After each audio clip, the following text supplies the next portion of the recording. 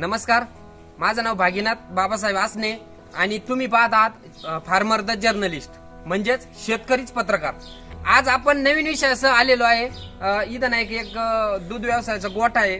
त्या गोठ्यामध्ये नाही का आपण कोणकोणत्या समस्या आहेत त्या पशुपालकांसाठी त्या आपण नाही का पशुवैद्यकीय अधिकारी यांच्याकडून आपण विचारून आपल्या शंकेचं निरसन करून घेणार आहोत। तर चला मग सुरुवात करू। नाव सांगा डॉक्टर तुमचं? मी सिद्धार्थ आसने, पशुधन पर्यवेक्षक क्रमांक। पशुपालन करत असताना पहिला टप्पा जो येतो तो वासरू संगोपन। यामध्ये वासरू संगोपन कसं केलं पाहिजे किंवा काय काय काळजी घेतली पाहिजे आम्ही त्याबद्दल सांगा आम्हाला। तर वासरू संगोपन हा एक दूध व्यवसायाचा सगळ्यात महत्त्वाचा भाग आहे। वासरू संगोपन म्हणजे गाय जन्मल्यानंतर वासराचा पहिला दिवस जो असतो त्या दिवशी त्याला पूर्णपणे चीक पाजलं गेलं पाहिजे। चीक म्हणजे आपण त्याला कोलेस्ट्रॉल म्हणतो। वासराच्या वजनाच्या 10% या रेशिओ मध्ये त्याला ते चीक पूर्णपणे वासराला पाजलं गेलं पाहिजे वयाच्या पहिल्या दिवशी। आणि वयाचा 1 महिना कंप्लीट होईपर्यंत त्याला पाणी नाही पाजलं पाहिजे। अच्छा, आणि पाण्याचा काय रोल असतो? समजा चुकून जर काही पशुपालकांकडून अवधानाने जर पाणी पाजल्या गेल्यास तर त्याचे काही परिणाम वेगळे होऊ शकतात का? नाही, पाणी जर शुद्ध असेल तर त्याचे साईड इफेक्ट काही नसतात, पण मग तरी वयाचे 1 महिने पाणी दिलं नाही पाहिजे। म्हणजे वासराचं जे पोट असतं ते पूर्णपणे डेव्हलप नसतं। वयाच्या 2 महिन्यापर्यंत ते डेव्हलप होत असतं। अच्छा, म्हणजे त्याच्यामुळे ती काळजी घेतली पाहिजे। पाणी पाजायचं नाही आपल्याला, ही गोष्ट लक्षात ठेवायची। आता तसं पशुपालकांना बरेचशा गोष्टी अनुभवातून शिकत असतात आणि काही तुमच्यासारखे पशुवैद्यकीय अधिकारी पण सांगत असतात। तर याच्यातून आम्ही असं सुधरत चालत असतो। तर मग आम्हाला अडचणी अशा येतात का समजा कारवड किती दिवसात ही विटावर आली पाहिजे, लागवडी योग्य झाली पाहिजे, त्याच्यामध्ये महत्वाचा रोल हा कशाचा आहे त्याबद्दल सांगा। वासराचे संगोपन जर म्हटलं तर वयाच्या 6 महिन्यापर्यंत त्याचं जंतनिर्मूलन झालं पाहिजे। जंतनिर्मूलन म्हणजे त्याचं एकदम असं डिवॉर्मिंग वगैरे व्यवस्थित त्या टायमिंगवर झालं पाहिजे। वयाच्या 6 महिन्यापर्यंत महिन्याला 6 महिन्यानंतर दर महिन्यात वर्षातून 3 वेळेस केलं पाहिजे, महिन्यातून 3 वेळा केलं पाहिजे। हे 3 महिन्यातून एकदा लसीकरण म्हणतो हे डिवॉर्मिंग झालं पाहिजे वासरांचं। अच्छा, म्हणजे ते महत्वाची भूमिका पार पाडतंय बाबा। जंतनाशक हे महिन्याला असं 6 महिन्यापर्यंत गेलं पाहिजे, पुढे 3 महिन्यात दिलं पाहिजे। अच्छा, आणि तिचं काही असं वजन वगैरे असतं का किंवा तिचा कालावधी असतो का? ती लागवडी योग्य केव्हा होती कालवड एक साधारणतः 14 महिन्यामध्ये लागवड योग्य होती। त्यामध्ये कालवडीचं वजन पण 250 किलो ते 300 किलो पर्यंत बॉडी वेट पाहिजे। त्यानुसार तिचं EI केलं पाहिजे। EI म्हणजे त्यानंतर तिला आपण लावू शकतो। अच्छा, आणि आम्हाला पशुपालकांना अशा पण अडचणी येतात का समजा कारवड आम्ही भरवली त्यानंतर ती राहत नाही, तर मग त्यासाठी काय करता येऊ शकतं किंवा त्या अडचणी ह्या कशामुळे येऊ शकत्या?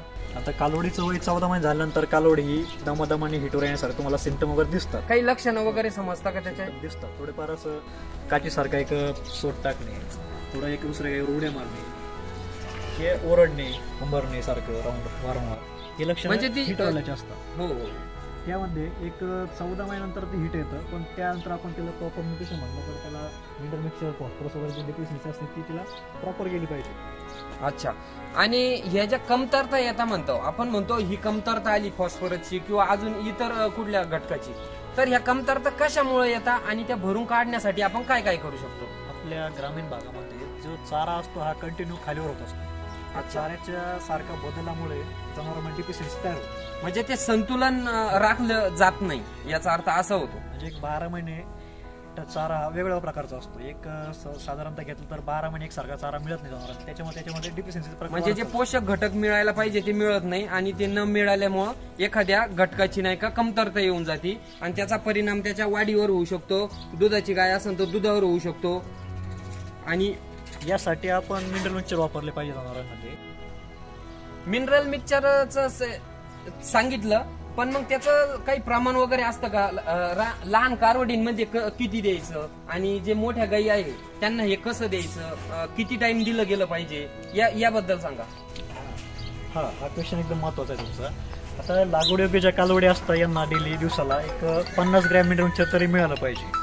आणि ज्या दुभते जनावर असतात तुमच्यावाले जे दुधावर चालू असतात, त्यांचं दूध चालू असतं दररोज, त्या गायांना कमीत कमी दिवसाला 100 ग्रॅम मिनरल मिक्सचरची गरज असते आणि 100 मिली कॅल्शियमची गरज असते दिवसाला। म्हणजे ते दुधाच्या गायींना कॅल्शियम पण द्यावं लागतं याला जोड।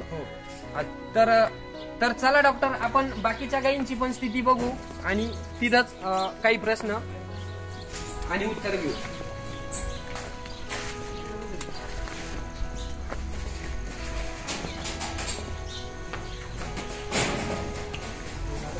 दूध हे टिकून राहण्यासाठी पशुपालकांनी काय काय केलं पाहिजे असं तुम्हाला वाटतं?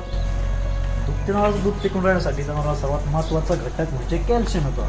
कॅल्शियम हे एकदम व्यवस्थित योग्य प्रमाणात दिलं पाहिजे आणि ते पण चांगल्या कंपनीचं कॅल्शियम मिनरल वापरलं पाहिजे जनावरांसाठी. अच्छा, म्हणजे कॅल्शियम हे एक महत्वाचा रोल करतं बुवा, म्हणजे त्यांनी दूध टिकून राहू शकतं. आणि अजून त्याचे काही फायदे, त्याची क्वालिटी?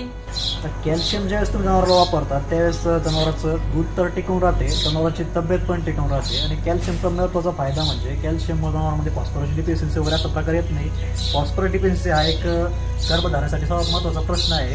आणि त्याच्यामुळे जर तुमच्या जनावरांमध्ये कॅल्शियम जर तुम्ही देत असाल कंटिन्यू तर तुमच्या जनावराला पुढे गर्भधारणेसाठी पण अडचण येत नाही. म्हणजे जो भाकड काळ असतो आपण म्हणतो, तर त्या काळाचा सामना पशुपालकांना करावा लागणार नाहीये. म्हणजे ही या दूध व्यवसायामधली एकदम फायद्याची गोष्ट आहे असं म्हणलं तर काही वावगं ठरणार नाहीये. तर मग बरोबर आहे तुमचं म्हणणं, कॅल्शियम दिलं पाहिजे आणि मिनरल मिक्सचर हे दररोज हे गेलं पाहिजे, कारण आपला संतुलित पोषक आहार जो असतो तो भेटत नाही. आणि तुम्ही असं काही सांगू शकाल का बाबा, समजा सरकी पेंट असेल किंवा गोळी पेंट असेल यामध्ये पण काही घटक असतावा, तर मग ते कोणचं चांगलं राहू शकतं तुमच्या अंदाजे?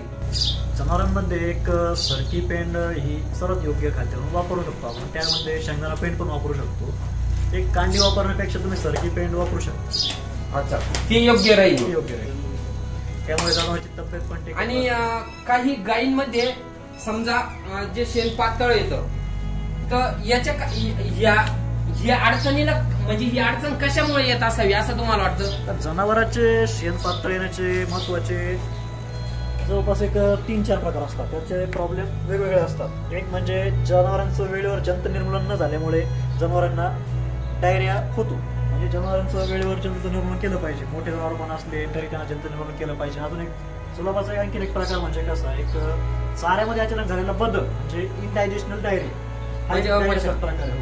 हा एक जुलाबाचाच प्रकार आहे. आणि दुसरा प्रकार म्हणजे जंताचा एक, आणि तिसरा एक व्हायरल इन्फेक्शन, बॅक्टेरियल इन्फेक्शन, असे वेगवेगळे प्रकार असतात. म्हणजे एका गोष्टीसाठी याला 3 ते 4 कारणे पण कारणीभूत असू शकतात असं तुमचं म्हणणं आहे.